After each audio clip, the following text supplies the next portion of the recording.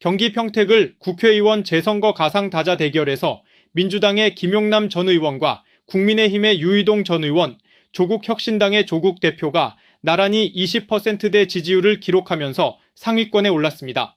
28.8%는 김용남 전 의원을 지목했고 유이동 전 의원이 22.5%, 조국 대표가 22.2%의 지지를 얻으면서 김용남 전 의원의 뒤를 이었습니다. 이어 자유와 혁신의 황교안 전 국무총리가 8.9%, 진보당의 김재현 상임대표가 8.8%의 지지를 받았습니다. 적극 투표층에선 김용남 전 의원이 유일하게 30%대 지지를 받으면서 조국 대표와의 지지율 격차를 벌렸습니다. 평택을에서 범진보와 범보수 진영의 단일화 필요성에 대해서도 민심은 엇갈렸습니다. 다만 여권의 핵심 기반인 진보층에선 절반 이상이 범진보 진영의 후보 단일화가 필요하다는 데 공감했습니다. 또 야권의 핵심 기반인 보수층과 국민의힘 지지층에선 범보수 진영의 단일화에 대해 필요하다는 응답이 절반을 넘었습니다. 평택을에서 차기 경기지사 가상 3자 대결 결과에선 추미애 전 민주당 의원이 50%에 달하는 지지를 받으며 양향자 국민의힘 최고위원에게 오차범위 밖에서 앞섰습니다. 평택을의 6.3 지방선거 지지 정당 후보 표심은 민주당 36.4%, 국민의힘 24.2%, 조국혁신당 14.7%, 진보당 8.1%, 개혁신당 4.2% 순으로 조사됐습니다. 평택을에서 이재명 대통령의 국정 운영 지지율이 60%대를 기록했습니다. 경기 하남갑 국회의원 보궐선거 가상 양자 대결에서 민주당의 이광재 전 강원지사가 국민의힘의 이용전 의원에게 오차범위 밖에서 우위를 보였습니다. 45.6%는 이광재 전 지사를 선택했고 이용전 의원에게 투표하겠다는 응답은 37.0%였습니다. 두 후보의 격차는 8.6%포인트로 오차범위 밖이었습니다. 적극 투표층에선 이광재 전 지사가 이용 전 의원과의 지지율 격차를 더욱 벌렸습니다. 하남갑에서 차기 경기지사 가상 3자 대결 결과 추미애 전 의원이 40%를 훌쩍 넘는 지지를 받으면서 양향자 최고위원에게 오차범위 밖에서 앞섰습니다. 하남갑의 지방선거 지지정당 후보 표심은 민주당 44.1%, 국민의힘 32.1%, 개혁신당 3.5%, 조국혁신당 2.5%, 진보당 2.1% 순으로 조사됐습니다. 이재명 대통령의 국정 운영 지지율은 50%대 중반을 기록했습니다. 이번 조사는 뉴스토마토가 미디어 토마토에 의뢰해 지난 1일에서 2일까지 이틀 동안 경기 평택을 하남갑 선거구 거주 만 18세 이상 성인 남녀 각각 804명, 801명을 대상으로 실시한 결과입니다. 자세한 내용은 중앙선거여론조사심의 위원회 홈페이지를 참조하면 됩니다. 뉴스토마토 박주용입니다. 6.3 지방선거와 함께 치러지는 국회의원 재보궐선거 14곳 중 핫플레이스를 꼽으라면 단연 경기 하남갑, 평택을 그리고 부산 북갑일 것입니다. 오늘은 이 세 곳 중 경기 하남갑과 평택을로 가보겠습니다. 민주당 경기도당 위원장을 맡고 있는 김성현 의원, 여론조사 전문가 배종찬 인사이트K 소장, 박주용 뉴스토마토 기자와 함께합니다. 세 분 안녕하십니까? 안녕하십니까? 네, 안녕하십니까? 따끈따끈한 소식입니다. 먼저 오늘 06시에 공표된 두 곳의 여론조사 한번 살펴보겠는데요. 먼저 경기 평택을 가장 핫플레이스로 지금 부상했습니다. 이곳 먼저 한번 살펴보겠습니다. 박 기자. 네. 6.3 지방선거와 함께 치러지는 경기 평택을 국회의원 재선거를 앞두고 여야 5명의 후보들이 각축을 벌이고 있는데요. 민주당 김용남 전 의원이 28.8%의 지지를 얻었고 그리고 유이동 전 의원이 22.5%, 조국 대표가 22.2%의 지지를 얻으면서 세 사람이 상위권에 올랐습니다. 이어서 자유와 혁신의 황교안 전 국무총리가 8.9%, 진보당의 김재현 상임대표가 8.8%의 지지를 받았습니다. 적극 투표층을 보면 김용남 35.7%, 조국 27.9%, 유이동 17.6%로 김용남 전 의원이 유일하게 30%대 지지를 받으면서 2위인 조국 대표의 지지율 격차를 더욱 벌리는 것으로 나타났습니다. 그리고 조국 대표와 유이동 전 의원의 2, 3위 순위도 뒤바뀐 것으로 나타났습니다. 자, 평택을 이곳은 지금 당 대표만 3명이 지금 출전을 했습니다. 예. 그렇죠. 그다음에 민주당이 김용남 전 의원을 전략 공천하면서 대진표가 완성됐고 대진표 완성 직후에 저희가 안신번을 통해서 여론조사를 실시했습니다. 현재 3명 김용남, 유이동, 조국 순으로 20%대 지지를 받는 것으로 나타났고 황교안, 김재현 두 사람도 좀 만만치가 않습니다. 8.9%, 8.8% 각각 지지율을 받았습니다. 의원님 어떻게 보십니까? 일단 출발은 좋은데 좀 아쉬운 부분은 있고요. 김용남 후보가 더 열심히 해야겠다 그런 생각은 듭니다. 예, 김용남 후보는 저와 같은 수원 출신이고 아, 네, 그렇죠. 예, 네. 저랑 동갑 또래 친구인데 평택에도 예전에 변호사 시절에 분사무소가 있을 정도로 평택과도 인연이 있고 그다음에 또 이제 어떻게 보면 이제 국힘에 있다가 우리 이재명 대통령님의 어떤 컨택으로 이렇게 민주당에 와서 중도 보수의 또 어떤 상징으로 일하고 있는데 아무튼 그런 그 실용적이고 그런 부분을 더 강조를 많이 해야 될 것 같다는 생각은 듭니다. 평택에도 한번 찾아가 보셨나요? 아직은 네네, 아직은 네. 안 갔고요. 네. 지금 현재 경기도당 위원장 맡고 계신데 평택을 과거에는 좀 험지로 불렸습니다. 그런데 이제 신도시가 들어서면서 지형이 좀 바뀌었다 이렇게 평가를 하는데 실제 어떻게 보고 계십니까? 사실 김은하 후보가 이번에만 이기면 그 다음은 무난할 정도로 계속 신도시가 개발되면서 지형은 좋아지고 있는 편입니다. 근데 이제 그 유이동 후보가 거기 지역 토박이이고 거기서 상당한 지역적인 그 친화력 기반을 갖고 있기 때문에 이번 선거가 가장 그 뭐랄까요 위기랄까요 고비랄까요 하이라이트가 될 것 같습니다. 배 소장님 예. 이번 다자 대결 결과 어떻게 보시며 또 적극 투표층에서는 김용남 의원이 좀 상당히 이제 지지율이 좀 올랐단 말이죠. 이 차이 또 어떻게 봐야 되는 겁니까? 여론조사 전문가시니까. 저는 이게 이제 후보가 결정된 지 그렇게 오래되지 않았거든요. 네네. 이 결과를 보면 용남하고 있다. 그렇게 분석을 할 수밖에 없는 게 일단은 여기서 더 인지도가 높은 사람은 조국이에요. 아, 뭐 당연히. 그렇죠. 네. 근데 이제 이렇게 이제 후보진이 다 구성된 상태에서 미디어 토마토 첫 조사에서 조국 대표가 전혀 지금 뚫고 나오질 못하고 있거든요. 그러면 이제 이거 결과를 어떻게 봐야 되냐? 화면에 보시듯이 용남하고 있다. 오히려 용남의 약진이죠. 그럼 뭐냐? 첫 번째로는 단일화가 되겠느냐? 될 이유가 없어요. 단일화는 조금 이따 얘기를 하시는 거고. 그러니까요. 김용남 의원이 어쨌든 오차범위 내기는 하지만 예. 선두로 올라선 배경 그러니까 그 말씀- 무엇으로 봐야 됩니까? 그러니까요. 그건 민주당이죠. 민주당 정당 지지율하고 대통령 지지율이 이따가 소개해드리겠습니다. 오늘 소개해드릴 한안갑보다도 평택을이 더 높아요. 대통령 지지율이. 그러니까 대통령 지지율과 정당 지지율이 열리라는데 민주당 지지층에서만 김용남에 대한 거부감이 없으면 되거든요. 네네네. 그런데 이제 민주당 후보라고 생각을 하는 거예요. 이게 핵심입니다. 그러다 보니까 적극 투표층과 중도에서도 김용남이 높게 나와요. 제일 높아요. 그다음 또 하나가 뭐냐면은 여기가 좀 지역이 구분되는 게 5선거구는 안중입니다. 네네네. 그다음에 6선거구가 팽성이에요. 네네네. 이게 업 지역이 많다 보니까 도농 복합 지역이에요. 그렇죠. 그러다 보니까 이제 아무래도 땅이 넓으니까 여기다가 평택 캠퍼스를 지었어. 삼성이. 이제 그러다 보니까 이제 조국 대표가 또 평택 군이 이렇게 업이 많으니까 군이 이렇게 이제 뭔데 여기 평택 시입니다. 근데 이제 여기에서 5선거구와 6선거구에서 다 1위야. 김용남이. 그러니까 우리가 선거구의 한쪽에서 좀 뒤진다. 네네. 그럼 이거는 위기 신호가 들어온 거잖아요. 네네. 근데 미디어 토마토 조사 보면 적극 1위, 중도 1위, 5선거구 안중 1위, 6선거구 팽성이 들어가 있는데 팽성도 1위. 그러니까 민주당 지지율이 민주당 간판이 열일했다 이렇게 봐야 되겠죠. 김용남 후보도 뭐 여러 방송을 통해서 인지도는 쌓아놨습니다. 그렇죠. 그렇죠.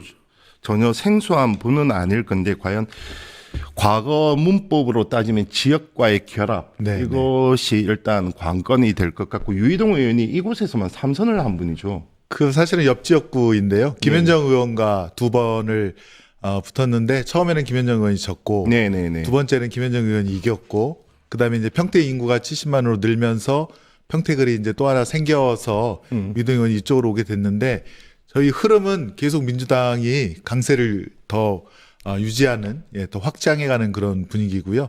근데 김영남 후보가 그냥 내리 1번 전략으로, 그러니까 대통령님은 이재명, 경기도지사는 추미애, 평택을은 김영남, 원팀 내리 1번 정신으로 하면 충분히 승산이 있다라고 보여집니다.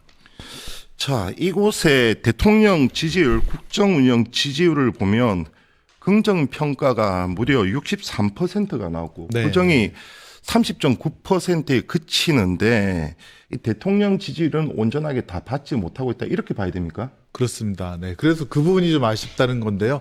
사실 저쪽은 삼성 그 지역이라 아마 지역 주민이라든가 거기 계신 분들이 삼성전자 주식은 한 주씩 이상 다 갖고 계실 것 같은데 김영남 후보가 사실은 이제 증권이라든가 생산적 금융에 강점이 있거든요.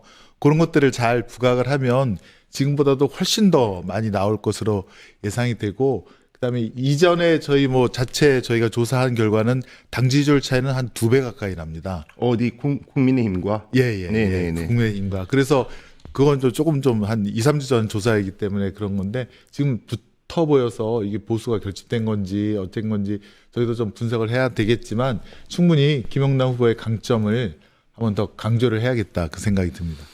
그럼 대통령 국정 운영에 대해서 긍정으로 바라보는 층이 현재 김영남 후보와 그리고 조국 후보로 분산돼 있다, 이렇게 봐야 됩니까? 그렇죠.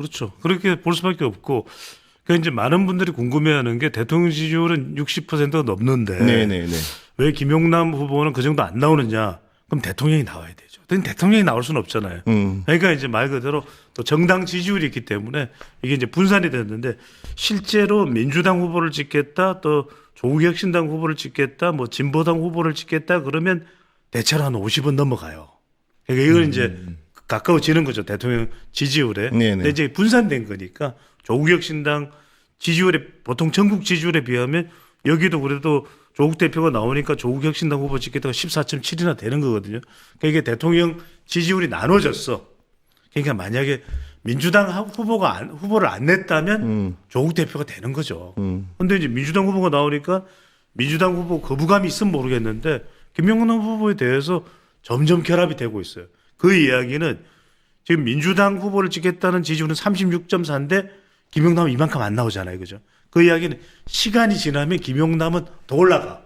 이걸 보면 그렇잖아요. 네네. 조국혁신당 후보를, 민주당 후보를 찍겠다가 36.4나 되니까. 근데 이제 조국혁신당 후보는 14.7인데 조국은 20이 넘어. 그러니까 민주당 지지층 중에서도 지금 조국 지지자들이 있는 거예요. 네네네. 시간을 좀 지나면서 우리 김성은 도당위원장께서도 가셔서 민주당을 찍어달라 이래버리면 이제 더 김영남 쪽으로 가겠죠. 그래서 지금 보면은 36.4가 민주당 후보니까 김영남은 좀 더 열려 있고 조국 이 후보는 여하튼 이걸 지켜야 돼. 그런데 이 민주당이 총력전을 펼치면 어떻게 되겠어요? 그러면 지금 추미애 도지사 후보도 있고 경기도지사 후보도 있고 대통령 지지율도 있고 김영남 후보는 그래서 대체로 지금 선거 전략을 보면 조국 후보가 뭐라든 대꾸를 안 해요. 그냥 우리는 민주당 이야기만 계속 하는 거예요. 그게 전략이죠. 자기는 민주당과 싱크로만 되면 된다, 이 생각을 하는 거죠. 네. 민주당 입장 어떻습니까? 조국 대표가 어쨌든 합당 논란이 있기는 했지만 네네. 합당 대상으로 거론됐던 조국 혁신당의 당 대표입니다. 출마에 따른 부담 실제 좀 있습니까? 좀 있죠. 어쨌건 조국 대표도 예전에 윤석열 정치검찰의 희생을 좀 당한 분이기도 했고, 또 저희 이재명 정권 하에서도 이재명 대통령을 도왔던 분들이 그런 희생을 당하신 분들이 많기 때문에 그런 연상작용이 있는 거는 맞긴 합니다. 근데 이제 냉정하게 말씀을 드리면 평택을 보궐선거에 있어서 사실 지역 수건 사업들도 많은데 네네네. 이제 도의원 또 시의원을 통해서 같이 해결해야 될 부분들 분명히 있거든요. 근데 이제 조국 혁신당은 시의원, 도의원 후보들을 안 내고 있다는 점은 굉장히 큰 약점으로 보입니다. 왜냐하면 국회의원, 도의원, 시의원, 더 나아가서는 경기도지사, 대통령이 사실은 하나의 원팀으로 그렇죠. 그래야 지역 현안도 해결이 되고 큰 그림을 구체화할 수 있는데 조국 혁신당은 그런 준비는 안 돼 있다. 사실상 뭐 단기 필마로 지금 뛰어든 것 그렇습니다. 아니겠습니까? 네. 조직도 없고 그렇습니다. 지역위원회도 없는 것으로 알고 그래서 있는데 평택을이 저희가 이제 경기도당에서 경선이 이제 마무리되어 가는 과정이고 큰 잡음 없이 후보가 확정이 되어서 원팀으로 뛰면 상승률이 굉장히 가파르게 올라가지 않을까 그런 예상을 하고 있습니다. 아마 이 부분은 의원님께서 대답하기가 곤란하실 것 같아서 소장님께 제가 한번 여쭤보겠는데 조국 혁신당이 처음에 유이동 의원이나 황교안 대표 같은 경우를 이제 상대로 삼지 않고 김용남 전 의원에 대한 공격이 좀 있었어요. 특히 뭐 사모펀드 운동하고 문제였는데 패착이라는 분석이 많습니다. 왜 굳이 그걸 다시 끄집어냈는지, 그리고 상대를 왜 민주당 김용남으로 잡았는지, 오히려 보수 진영과 상대할 인지도 높은, 체급은 더 높으니까 그렇게 잡는 것이 옳지 않았는지, 이런 패착이라는 분석이 많은데 어떻게 보세요? 그렇죠. 패착이죠. 그러니까 지금 뭐냐면은 신장식 의원인가요? 조국 혁신당의 네, 반성문부터 써라. 반성문부터 쓴다. 이게 네. 저는 완전히 첫 한 줄을 잘못 깼다. 왜 그러냐면 평택의 이 을의 유권자 구성을 보면 젊은 세대들 또 삼성 약간 고소득 고학력이에요. 그러면 이들의 지지를 조국 후보가 끌고 와야 되는데 이 사람들 생각이 어떻게 해요? 엄마 찬스, 아빠 찬스는 여전히 이게 지금 기억이 소환되는 부분이거든요. 그러면 사실 그런 거는 40대의 정의에 안 맞아. 30대 후반의 정의에도 안 맞고. 그러면 근데 사모펀드 이야기를 해버리면 이건 또 그 기억이 소환되는 거잖아요. 그러니까요. 그냥 차라리 조국 대 항상 우리가 여기 김성원 위원장님 계십니다만 선거는 자기 잘하는 걸 해야 돼요. 그러니까 조국 후보가 잘하는 건 뭡니까? 뭔가 이제 윤석열 이 정부에서의 문제점. 이번에는 조국에도 기회를 달라. 그런 쪽으로 접근을 했더라면 더 나을 뻔했고 오히려 김재현 진보당 대표와 좀 연대를 한다든지 그럼 지지율에서 단일화를 합시다. 우리 한번 협력해서 그러면 이 8.8% 지금 지지율 나오는데 이것도 조국 쪽으로 왔을 가능성이 커요. 근데 이제 김용남의 전략, 김용남 후보의 전략은 뭐냐면 일절 대응을 안 한다. 그러니까 조국 저격수였잖아요. 그리고 그 사모펀드를 이야기했던 사람이 김용남이에요. 네, 알고 있습니다. 그런데 오히려 김용남은 그 이야기를 안 하고 민주당 이야기만 계속 하는 거예요. 그러니까 선거의 킥을 알고 있다. 그러니까 자기한테 유리한 것만 집중적으로 해요. 왜냐면 이게 코끼리네 생각하지 마거든요. 그러니까 그 반성문 이야기를 하다 보니까 아니 굳이 생각 안 해도 되는 2019년이 재소환돼 버렸어요. 그렇죠. 그 사모펀드 얘기하면 뭐야, 웅동학원 얘기하면 뭐야 하면서 다시 소환되는 재소환돼 버렸어요. 그런 연상작용을 불러왔다. 이래서 첫 출발은 김용남 후보에게 좀 포인트가 쌓이지 않았나 이렇게 보입니다. 이 지역 최대 강건 단일화 여부입니다. 지금 왜냐하면 지금 보시다시피 황교안 후보가 한 8.9%, 김재현 후보도 만만치가 않습니다. 진보당이 잘하는 지역 밑바닥 뿌리부터 이제 조직을 가동을 해서 지금 8.8%, 상당히 충성도 있는 표심으로 보입니다. 때문에 보수층이 과연 단일화를 할 것이냐, 아니면 이에 맞대응하거나 선제적 차원에서 범민주 진보 진영에서 단일화가 가능할 것이냐, 이것도 이제 주목할 포인트인데 관련해서 물었죠. 네. 경기 평택을 선거에서 이 범진보 진영 후보의 단일화 필요성과 범보수 진영 후보의 단일화 필요성이 물었는데 전체 민심은 모두 엇갈린 좀 반응을 보였습니다. 먼저 범진보 진영의 단일화 필요성에 대해서는 전체 민심은 42.0%는 필요하지 않다고 했고 반면에 36.9%는 필요하다고 답했는데요. 다만 여권의 핵심 기반이 진보층에선 범진보 진영의 단일화에 대해 필요하다는 응답이 절반을 넘었습니다. 다만 여기서 또 비교할 부분이 하나 있는데 민주당 네네. 후보 지지층에서 어떻게 보느냐, 범진보 단일화를 어떻게 보느냐 보면 필요하다는 응답이 43.4%, 그리고 불필요하다는 하는 응답이 39.7%로 진보층보다는 좀 더 필요하다는 응답이 좀 더 민주당 후보 지지층에서 좀 낮게 나온 것으로 나타났습니다. 범보수는 어땠습니까? 범보수 진영 단일화에 대해서는 단일화 필요성에 대해서도 전체 민심 좀 엇갈린 반응이었는데요. 39.5%가 범보수 진영 후보 단일화에 대해 필요하지 않다고 했고 반면에 37.4%는 필요하다고 응답했습니다. 다만 여기서도 마찬가지로 보수층과 국민의힘 지지층에선 절반 이상이 모두 범보수 진영의 후보 단일화에 대해 필요하다는 응답을 보였습니다. 단일화 열려 있습니까? 아니면 아직은 뭐 경쟁해서 누가 앞서거니 뒤서거니 지금 경쟁할 차례입니까? 순서가. 경쟁해야죠. 네. 그리고 범보수 저쪽도 보면 황교안 단일화가 쉽지 않을 거예요. 예, 후보라서. 그렇죠. 저쪽은 예. 부정선거 얘기를 하고 있고. 그렇습니다. 유이동 후보 같은 경우는 아무래도 유승민계 과거 네, 이렇게 네. 불리면서 좀 그리고 합리적 보수 아니겠습니까? 예, 정진석, 추경호, 그다음에 이진숙 씨인가요? 자꾸 윤석열을 떠오르게 하는 사람들이 지금 그렇죠. 후보로 등장하고 있는데 뭐 저희로서는 그렇다면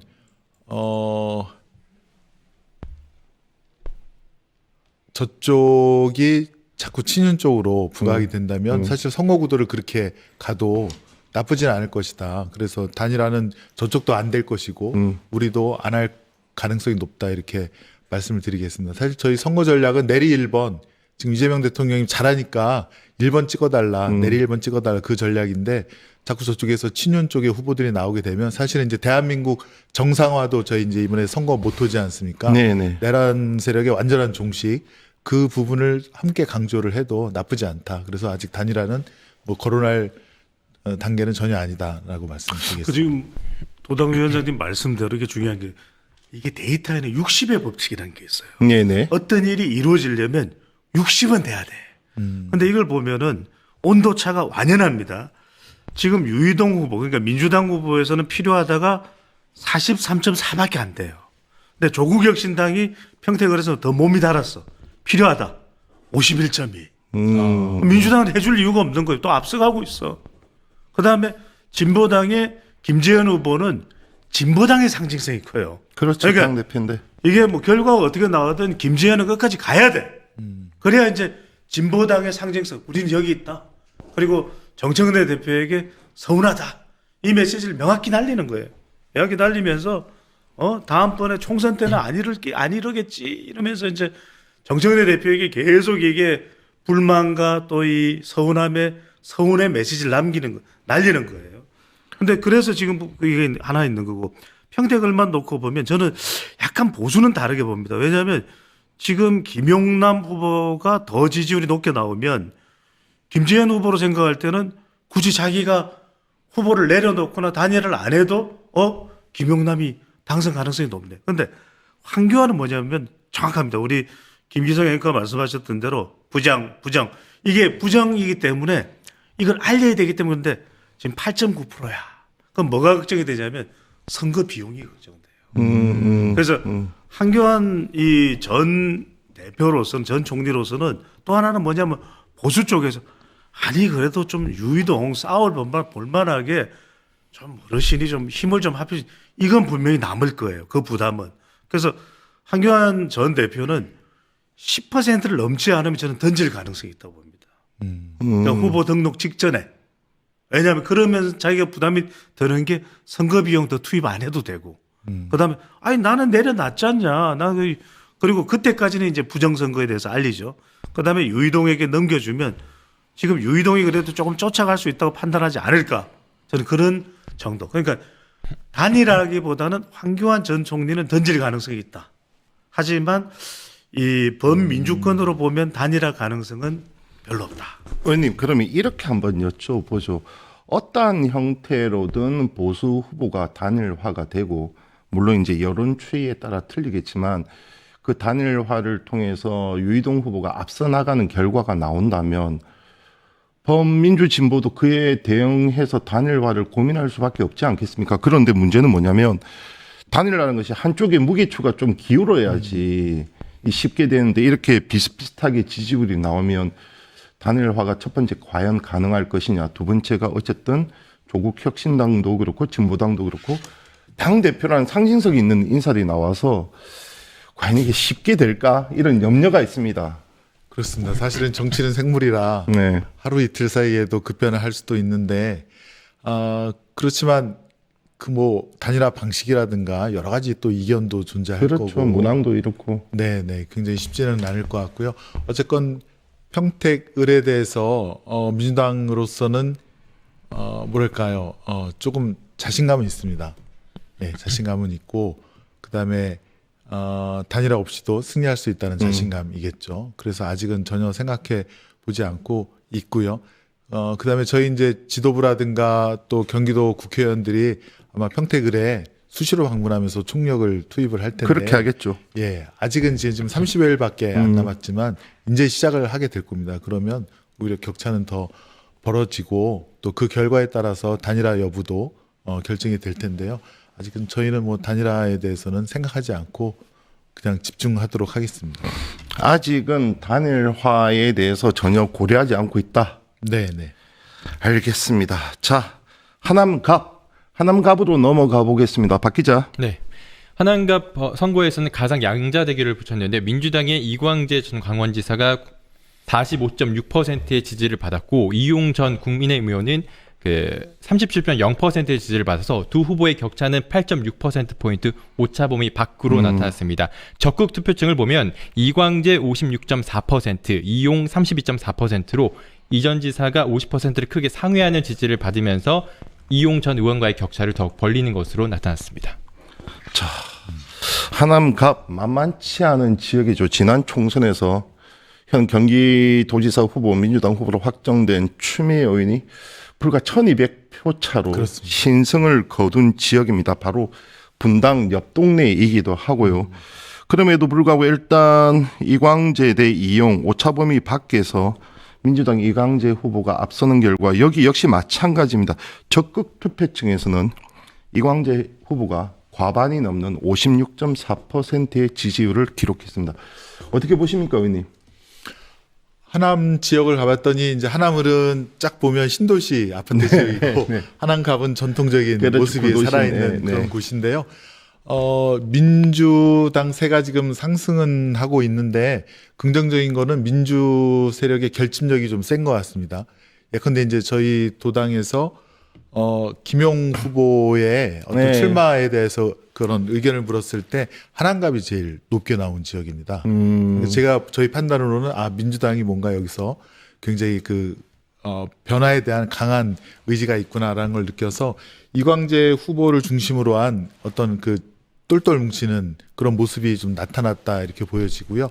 두 번째는 하남갑은 굉장히 주민들의 어떤 요구가 굉장히 많은 곳입니다. 교통 문제라든가 또 지역의 발전이라든가 이광재 후보야말로 강원도지사 또 뭐 대통령 청와대에서도 근무했고 국회에서도 3선을 하신 네네네. 정말 만능 또 정책 전문가라서 아주 이광재 후보를 공천한 거는 저희 민주당에서 전략적으로 너무 잘한 선택이었고 그런 선택이 하남갑 주민들에게 계속 좋은 영향으로 표심을 더 많이 얻을 것이다라고 전망은 하고 있습니다.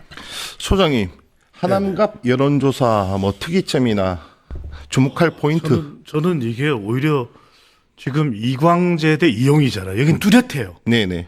양자대결. 투리 대첩이에요. 투리 대첩. 투다리 대첩이 아니고 남자분들 자꾸 투다리 생각하시는데 투리 대첩. 뉴스토마토는 직간접 광고를 배제합니다. 네. 자, 근데 이제 이게 왜냐하면 지금 대통령 지지율이 다른 지역에 비해서는 상대적으로 지금 평택을보다는 대통령 지지율이 낮은 편이에요. 그죠? 네네. 그죠? 그렇죠. 그리고 이제 여기가 이 정당 지지율이나 대통령 지지율에 비하면 이용하고의 차이가 아주 크지는 않아. 한 자릿수예요. 이게 뭐냐면 여기 두 가지입니다. 하나는 뭐냐면 약간 이광재에 대한 부분적 거부감이 있다 아직도. 그다음에 또 하나는 뭐냐면은 여기가 부동산 이슈가 있어요. 네네네. 하남이. 재개발. 교산 신도시도 있고. 네. 이거 지금 그래서 보면은 두 개로 이제 우리 미디어 토마토가 지역을 잘 나눴어요. 이런 걸 아주 잘 나눴다 이렇게 그랬는데 1지역이 뭐 천연동, 신장동, 그다음에 덕풍동이 들어가는데 이 지역은 비슷해. 두 사람 별 차이가 안 나요. 근데 이제 권역 2에서 차이가 나는데 권역 2가 조금은 이제 더 강원도 쪽에 이제 접한 그런 지리적 성격도 이게 좀 세밀하게 봐야 돼요. 근데 이제 지금 이광재 후보가 그렇게 본격적인 선거운동을 안 들어갔다 하더라도 지난번에 아시잖아요. 이 추미애 당시 2023 총선 때도 보면 한 1200표? 네네. 밖에 차이가 안 났어. 이 이용이 지형을 잘 이용해요. 그래서 굉장히 이 지역을 잘 다져놨어. 당협위원장으로.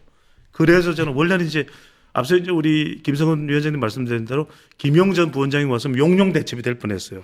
김용대 이용. 근데 그건 아닌데 저는 이런 말씀 드리고 싶어요. 우세한 건 분명하다. 조심해야 된다.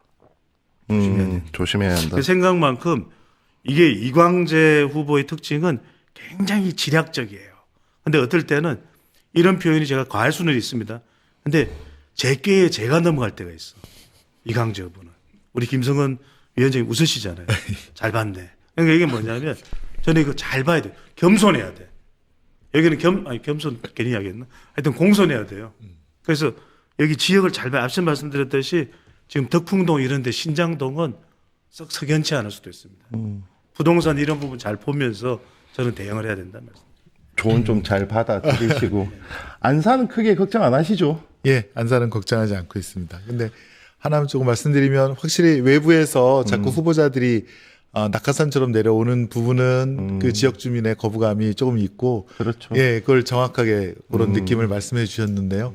그거는 맞습니다. 맞고 그래서 얼마나 지역 주민과 화합할 수 있는가. 그래서 아마 이광재 의원께서도 정치 생명을 걸고 아마 하남갑에다가 모든 걸 걸겠다라는 말씀을 하신 그런 이유도 있는 것 같고요.